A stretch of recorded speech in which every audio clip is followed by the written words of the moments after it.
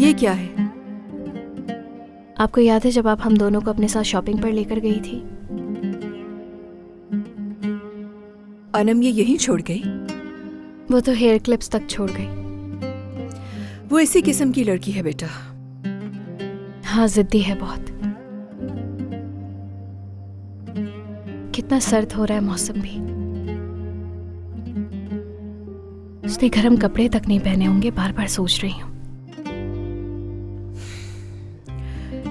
इधर आओ नवाल, मेरे पास।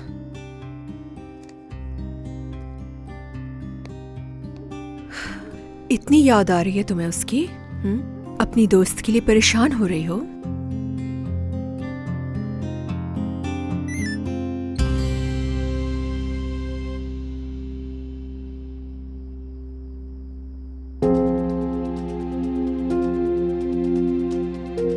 हुमैरा, मुझे तुम्हारी जरूरत है।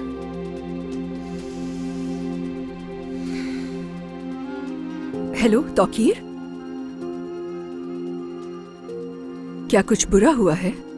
अगर आ जाओ तो बताऊंगा। ठीक है, मैं आ रही हूँ।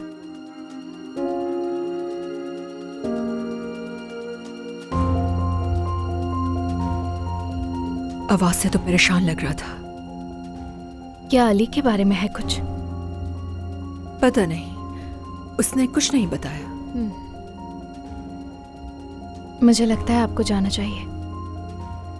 हाँ, मुझे जाना चाहिए।